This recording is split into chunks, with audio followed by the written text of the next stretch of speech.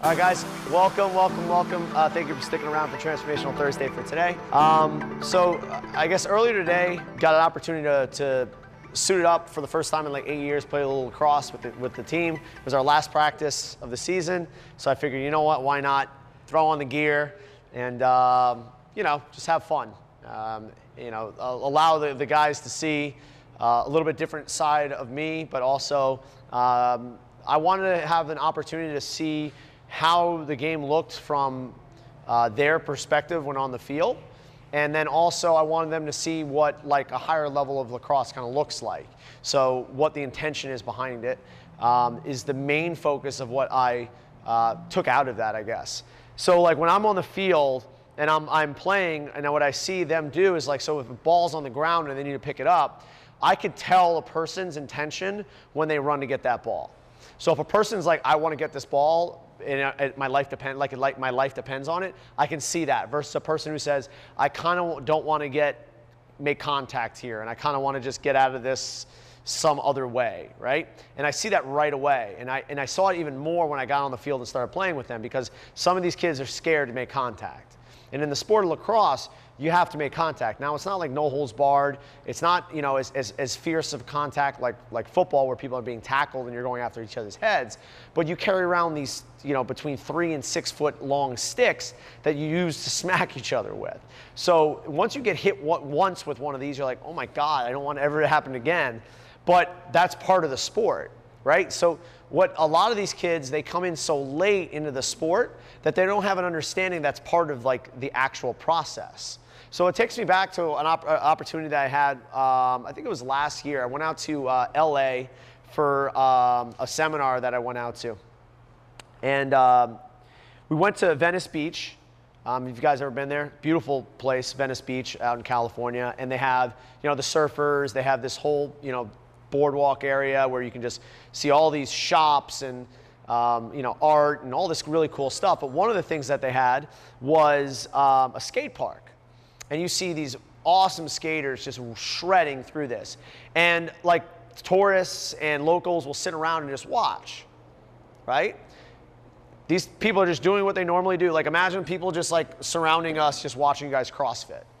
But it's one of those things that's kind of like part of the culture where like the kids, they come down, they skate, and then people just watch it because it's part of what like Southern California is all about. So one of the things that I took away from it was that as I was watching, there was like 10, 11, 12-year-old kids alongside like 19 to 30-year-olds doing, skateboarding.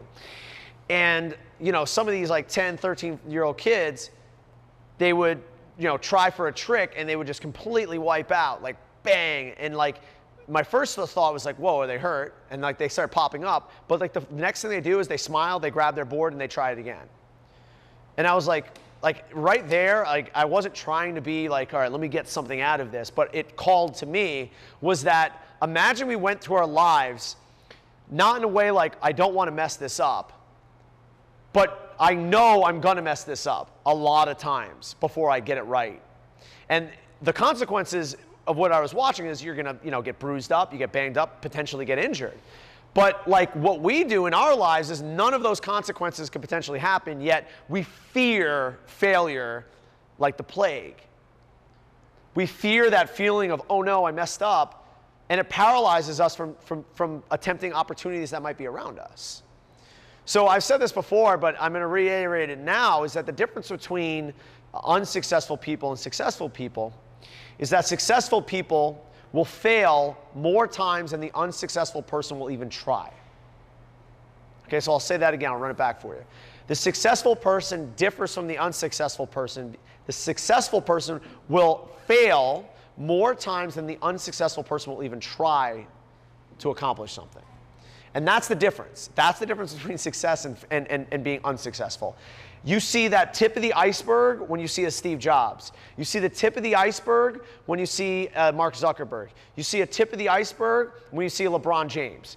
You don't see how many times they failed on the way to their stardom, right? You don't see that.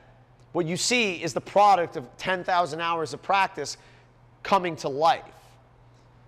But if you were to sit down with any of those people, they would absolutely say, yeah, absolutely, I took a lot of risk and I failed a lot of times. And those things all set me up for my big breakthrough. And then once I was here, all the work that I'd done prior to that set me up for my success now. So what we try to do nowadays is we try to take the success of those people and we analyze their success and we say, oh, wait, Steve Jobs wore the same thing every day. That's what I'm going to do. That's why I'm going to be successful, right? LeBron James, or there's another example like Warren Buffett wakes up at 3 a.m. every day. That's what makes him successful. Like, no.